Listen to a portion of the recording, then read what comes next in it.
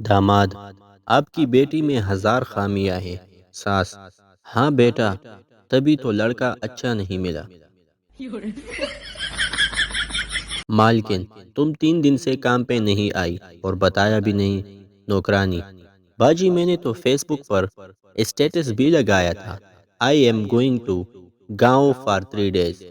صاحب جی نے تو کمنٹ بھی کیا تھا، مس یو رضیہ۔ پولیس: تم نے ایک ہی دن میں 3 دن لگاتار چوری کیوں کی؟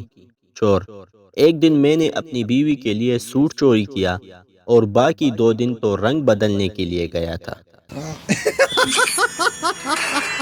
فون بوتھ کے باہر کھڑا آدمی اندر والے سے بولا، معاف کیجیے گا، آپ کافی دیر سے فون ہاتھ میں لیے کھڑے ہیں اور بول نہیں رہے۔ دوسرا شخص: میں اپنی بیوی سے بات کر رہا ہوں۔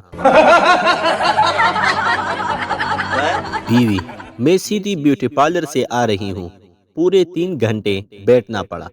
شوہر حیرت سے: پھر بھی تمہاری باری نہیں آئی۔ ایک عورت کا بچہ گم ہو گیا، وہ بڑی ٹینشن میں تھی۔ اس کے گھر کے قریب ہی مولوی کا گھر تھا۔ عورت نے ان کا دروازہ زور سے کھٹکھٹایا۔ مولوی صاحب نے دروازہ کھولا۔ عورت بولی، میرا بچہ صبح سے گم ہے، اسے ڈھونڈنے کے لیے وظیفہ بتائے۔ مولوی صاحب بولے، محترمہ، رات 1 بجے کا ٹائم ہے اور میں تھکا ہوا تقریر کر کے آ رہا ہوں، اس وقت سونے کا ٹائم ہے، صبح آنا۔ عورت بولی، میرا بچہ گم ہے اور تمہیں اپنی نیند کی پڑی ہے۔ مولوی نے سوچا اس عورت نے اس کی جان تو نہیں چھوڑنی۔ اس نے اخبار لے کر اس کا ایک کونا پھاڑ کر اسپیشل سی بتی بنا کر تعویذ کی صورت میں اسے دے دیا اور کہا، جاؤ یہ اینٹ کے نیچے رکھ دو، صبح بچہ واپس آ جائے گا۔ عورت نے بھی اس تعویذ کو اینٹ کے نیچے دبا دیا۔ اللہ کی شان، صبح بچہ گھر واپس آ گیا۔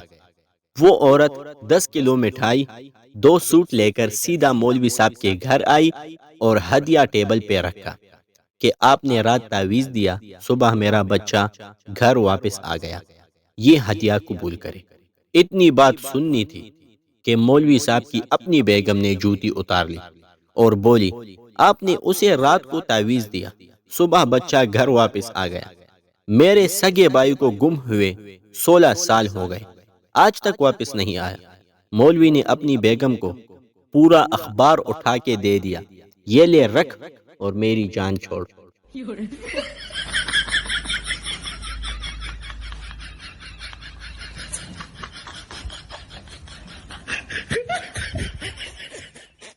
哎呦我的妈！